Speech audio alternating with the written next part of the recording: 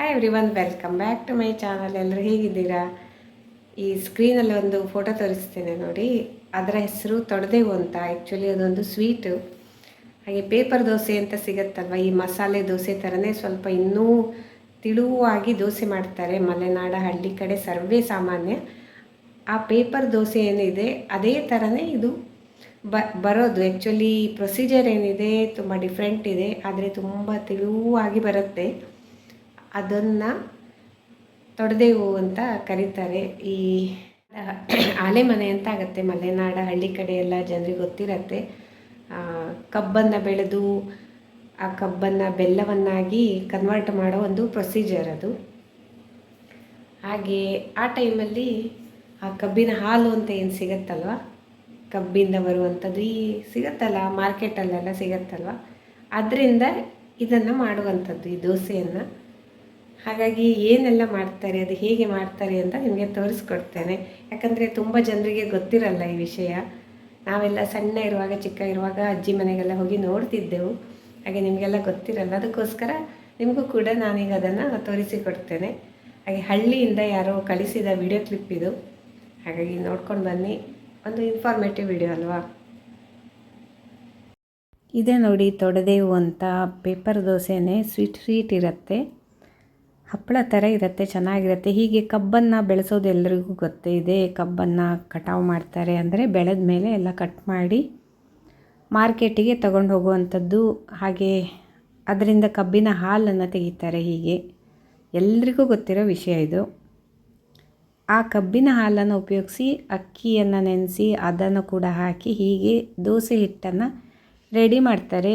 ತುಂಬ ತೆಳ್ಳಗೆ ಇರುತ್ತೆ ಅದು, ಕನ್ಸಿಸ್ಟೆನ್ಸಿ ತುಂಬ ತೆಳು ಇರುತ್ತೆ. ಅದಕ್ಕೆ ಒಂದು ಪಂಚೆಯನ್ನು ತಗೊಂಡು ಹೀಗೆ ಕೋಲಿಗೆ ಕಟ್ಟಿ ಆ ಪಂಚೆಯನ್ನು ಹೀಗೆ ಅದ್ದಿ ತೆಗಿತಾರೆ. ತುಂಬ ತೆಳುವಾದ ಪಂಚೆ ಥರ ಬಟ್ಟೆ ಬೇಕು. ಈ ಮಡಕೆಯನ್ನು ನೋಡಿ ಬೆಂಕಿ ಮೇಲೆ ಹೀಗೆ ಉಲ್ಟ ಹಾಕಿ ಇಡ್ತಾರೆ. ಈ ರೀತಿಯಲ್ಲಿ ಅದನ್ನು ಮಾಡೋ ಪದ್ಧತಿ ನೋಡಿ. ಕ್ರಮ ಹೀಗಿದೆ, ತೆಳುವಾಗಿ ಮಾಡ್ತಾರೆ. ಅದಕ್ಕೆ ಪಂಚೆ ಉಪಯೋಗಿಸುವಂಥದ್ದು. ಕೈಯಲ್ಲಿ ಹಾಕೋಕ್ಕಾಗಲ್ಲ ನೋಡಿ. ಈ ರೀತಿ ಕ್ರಮದಲ್ಲಿ ಹೀಗೆಲ್ಲ ಹಾಕಿ ನೋಡಿ. ಕಟ್ಟಿಗೆ ಒಲೆ ಇದು, ಅದೇ ಬೇಕು ಇದೆಲ್ಲ ಮಾಡೋಕ್ಕೆ. ಗ್ಯಾಸಲ್ಲಿ ಸರಿ ಹೋಗಲ್ಲ ಇಷ್ಟು ದೊಡ್ಡ ಮಡಿಕೆ ಮೇಲೆ. ಹಳ್ಳಿಗಳಲ್ಲಿ ಎಲ್ಲರೂ ಕೂಡ ಒಟ್ಟಾಗಿ ಸೇರಿ, ಅಕ್ಕಪಕ್ಕದ ಮನೆಯವರೆಲ್ಲ ಸೇರಿ ಇದೇ ಒಂದು ಹಬ್ಬ. ತೊಡೆದೇವು ಮಾಡೋದೇ ಒಂದು ಹಬ್ಬ. ಕಬ್ಬಿನ ಹಾಲು, ಆಲೆ ಮನೆಯೆಲ್ಲ ನಡೆಯುತ್ತೆ. ಕಬ್ಬಿನ ಹಾಲನ್ನು ತೆಗೆಯುವಂಥದ್ದು. ಕಬ್ಬು ಬೆಳೆದವರ ಮನೆಯಲ್ಲಿ ತುಂಬ ಇದೆಲ್ಲ ಸರ್ವೇ ಸಾಮಾನ್ಯ. ಹೀಗೆಲ್ಲ ಮಾಡಿಕೊಂಡು ಬೇರೆ ಬೇರೆ ಕಬ್ಬಿನ ಹಾಲಲ್ಲಿ ಬೇರೆ ಬೇರೆ ಎಲ್ಲ ಖಾದ್ಯಗಳನ್ನು ಎಲ್ಲ ಮಾಡ್ತಾರೆ.